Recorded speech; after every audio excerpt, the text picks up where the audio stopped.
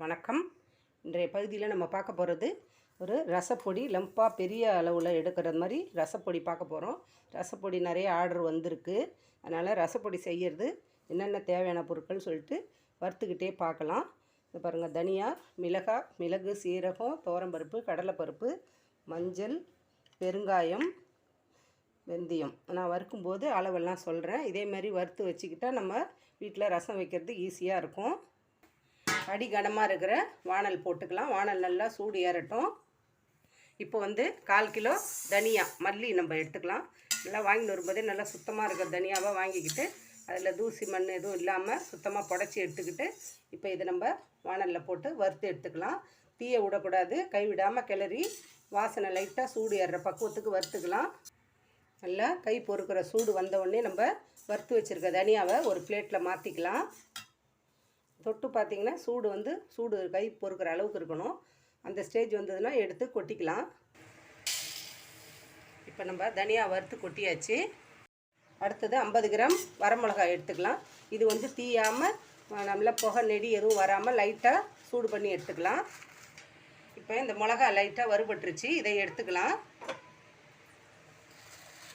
அடுத்தது எடுத்து வச்சுருக்க 100 கிராம் கடலைப்பருப்பு, இதையும் வறுத்துக்கலாம்.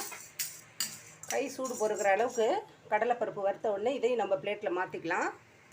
இப்போது கடலைப்பருப்பு வறுபட்டுருச்சு. இப்போ இதை எடுத்து பிளேட்டில் மாற்றிக்கலாம். அடுத்தது எடுத்து வச்சுருக்க 1/4 கிலோ மிளகு, இதை நல்லா தூசு தூக்கு போக நல்லா சுத்தப்படுத்திட்டு புடைச்சிட்டு இப்போ இதையும் லைட்டாக வறுத்து எடுத்துக்கலாம். நல்லா தொட்டு பார்த்தா சூடு பொறுக்கிற அளவுக்கு நம்மளுக்கு தீயாமல் வாசனை வர்ற பக்குவத்துக்கு வறுத்து எடுத்துக்கலாம். இதையும் இப்போ ஒரு பிளேட்டில் மாற்றிக்கலாம்.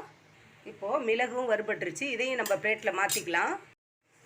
இப்போ இந்த மிளகு எடுத்து சேர்த்துக்கலாம். அப்படியே ஒரு கலந்து கொடுத்துக்கலாம். நம்ம அடுத்தடுத்து வறுத்து கொட்டும்போது அதில் சூடு பட்டு என்ன பண்ணும், வேர்த்துரும். அதனால் இதை நல்லா கலந்துக்கலாம்.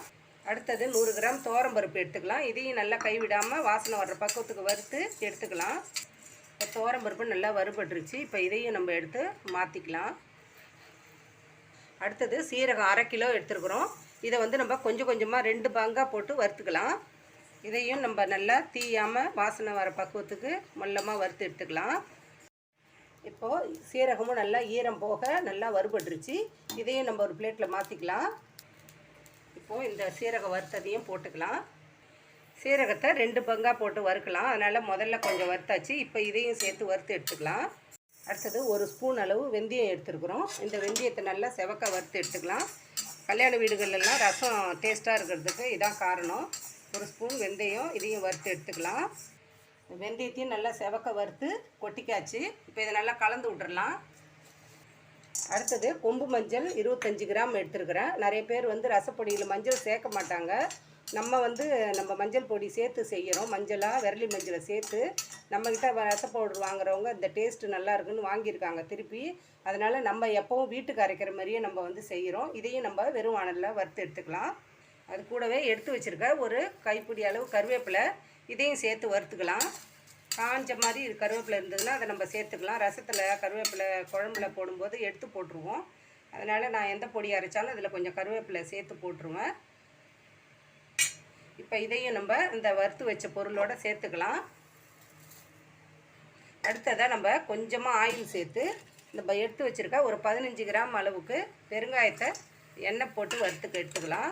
வெறும் வானலில் வறுத்தோன்னா அது ஒரு மாதிரி வாசனை வரும். அதனால் கொஞ்சம் எண்ணெயில் வறுத்து பொரித்து எடுத்துக்கலாம். இப்போ எண்ணெயில் நல்லா பெருங்காயம் பொரிஞ்சிடுச்சு. இப்போ அடுப்பு ஆஃப் பண்ணிவிட்டு இதையும் எடுத்து சேர்த்துக்கலாம். இதையும் அதில் சேர்த்துக்கலாம். இப்போ எல்லாத்தையும் ஒரு கலந்து கொடுத்துக்கலாம். இதை நல்லா நம்ம கொஞ்சம் நேரம் வெயிலில் காய வச்சுட்டு அதுக்கப்புறமா மில்லில் கொடுத்து அரைச்சிக்கலாம். இதை நான் மாடியில் கொஞ்சம் நேரம் காய போட்டுட்டு மில்லில் எடுத்துகிட்டு போயிட்டு அரைச்சிட்டு வந்துட்டு பார்க்கலாம். பாருங்கள், இப்போ நல்லா காய வச்சு எடுத்துகிட்டு வந்துட்டேன். இப்போ இதை மிஷினில் கொடுத்து அரைச்சிட்டு வந்துடலாம்.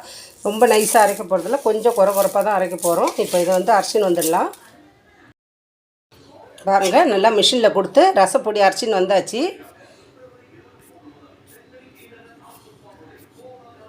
நல்லா வாசனையே கம்மன்னு இருக்குது. வீட்டில் போய் ஆற வச்சுக்கோங்க அப்படின்னாங்க. அதனால் கொஞ்சம் ஆற வச்சு ஏர்டைட்டான பாக்ஸில் போட்டுட்டு பேக் பண்ண வேண்டியது தான். 100 கிராம் 200 கிராம் அப்படின்னு பேக் பண்ணிடலாம். இப்போ இதில் எப்படி ரசம் வைக்கிறதுன்னு சொல்லிட்டு பார்க்கலாம். இப்போது நம்ம அரைச்ச ரசப்பொடியை வச்சு இப்போ ரசம் எப்படி வைக்கிறதுன்னு பார்க்கலாம். பாருங்கள், அதுக்கு நான் சின்ன கோழிக்குண்டு அளவுக்கு புளி எடுத்துருக்கிறேன். இதை வந்து நம்ம ஊற வச்சுக்கலாம். நமக்கு எந்த அளவு தேவையோ அந்த அளவுக்கு தண்ணி ஊற்றி இதை நம்ம ஊற வச்சுக்கலாம். இப்போ அடுத்தது நான் இப்போ ஒரு தக்காளி பழம் இருக்குது, இதை வந்து போட்டுக்கிறேன். இதுக்கு தேவையான உப்பு போட்டுக்கிறேன். நம்ம ரசப்பொடியில் மஞ்சத்தூள், பெருங்காயம் எல்லாமே சேர்த்துருக்குறோம். அதனால் வந்து இப்போ நம்ம இதை வந்து கரைச்சி எடுத்துக்கலாம். இப்போது எண்ணெய் காஞ்சிடுச்சு. இதில் கடுகு, ஒரு மிளகா தாளிச்சிக்கலாம்.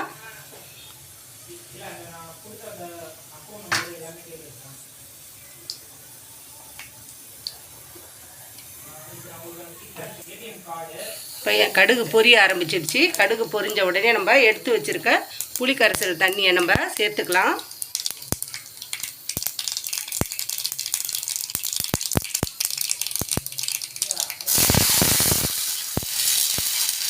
இப்போது நம்ம அரைச்சி வச்ச ரச பவுடர் ஒரு ஸ்பூன் அளவுக்கு சேர்த்துக்கலாம். இப்போ இதில் கொஞ்சம் கருவேப்பிலை, கொத்தமல்லி தூவிக்கலாம். இப்போ இதில் நம்ம ஒரு பச்சை மிளகா, ஒரு 2 பல் பூண்டு நசுக்கி இந்த ரசத்தில் போட்டுக்கலாம்.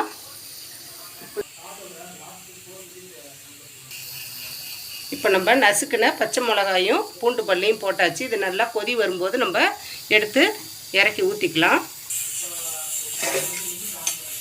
இது நல்லா ரசம் கொதி வர ஆரம்பிச்சிருச்சு பாருங்கள். கொதிக்கிறது முன்னாடியே ஸ்டவ் ஆஃப் பண்ணிவிட்டு இதை நம்ம எடுத்து ஊற்றிக்கலாம். அவ்வளோதான், நம்மளுடைய ரசப்பொடி வச்சு ரசம் தயாராகிடுச்சு. இந்த பதிவு உங்களுக்கு பிடிச்சிருந்துச்சுன்னா லைக் பண்ணுங்கள், ஷேர் பண்ணுங்கள். கதம்பம் 2.0 சப்ஸ்கிரைப் பண்ணுங்கள். பக்கத்தில் இருக்க பெல் ஐக்கான் அழுத்துங்க. வாழ்க வளமுடன்.